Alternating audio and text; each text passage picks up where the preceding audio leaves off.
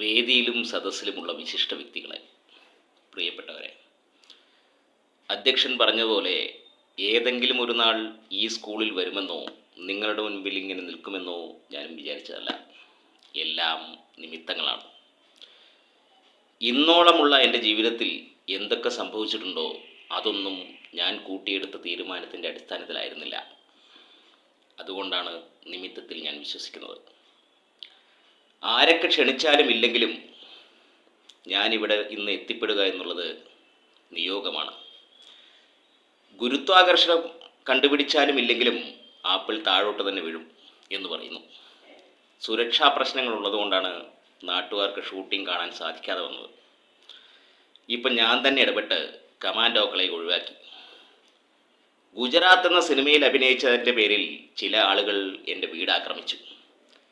ഏതെങ്കിലും ഒരു സിനിമ കണ്ടിട്ട് ഒരാൾ കൊലപാതകിയെന്നോ കവർച്ചക്കാരനെന്നോ സന്യാസിയോ മതമോ തീവ്രവാദിയോ ആവുമെന്ന് ഞാൻ വിശ്വസിക്കുന്നില്ല.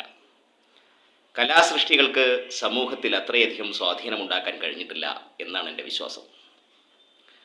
വൈലോപ്പള്ളിയുടെ മാമ്പഴം എന്ന കവിതയിൽ കുഞ്ഞു മരിച്ചപ്പോൾ പൂങ്കുല നുള്ളിയതിൻ്റെ പേരിൽ കുഞ്ഞിനെ ശാസിച്ചു തോർത്ത് തേങ്ങിയ അമ്മയുടെ വേദന മലയാളികൾ ഹൃദയത്തെ ആഴത്തിൽ അസ്വസ്ഥമാക്കിയിട്ടുണ്ടായിരുന്നു.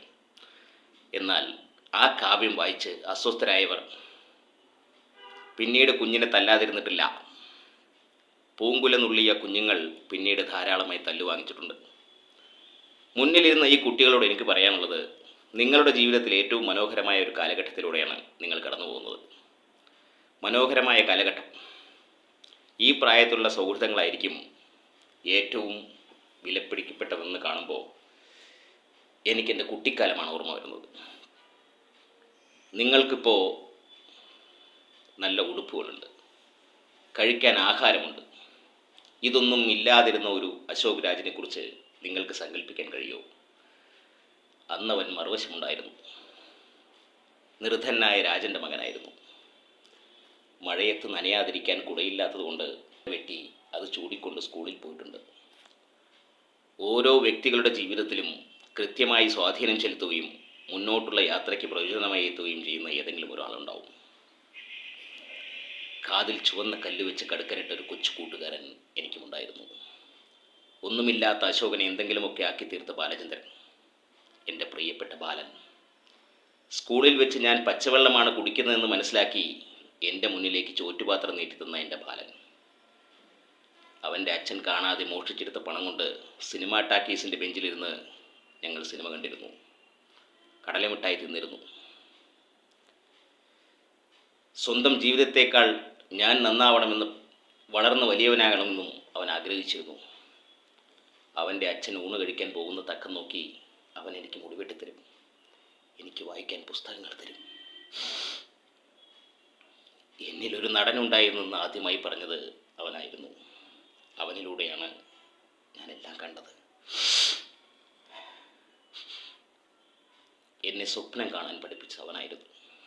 ഒടുവിൽ സിനിമ പഠിക്കാൻ മദ്രാസിലേക്ക് പോകുമ്പോൾ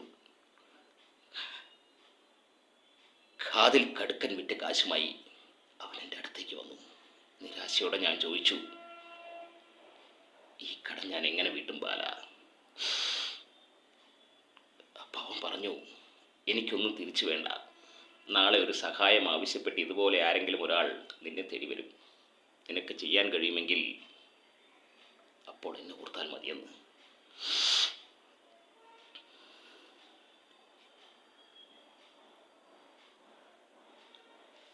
ഒരു പ്രളയത്തിലകപ്പെട്ട് നാടുവിട്ട ബാലനെ ഞാൻ ഓർത്തുകൊണ്ടേയിരിക്കുന്നു.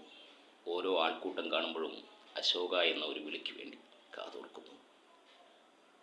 അവൻ്റെ അശോകൻ മെച്ചപ്പെട്ടൊരു ജീവിതത്തിൽ തന്നതിന് ഒപ്പം അവനില്ലെന്ന വേദനയോടെ ഒരു തേങ്ങലിലൂടെ ഞാൻ എൻ്റെ ബാലിനെ എനിക്ക് ഓർക്കാൻ കഴിയും.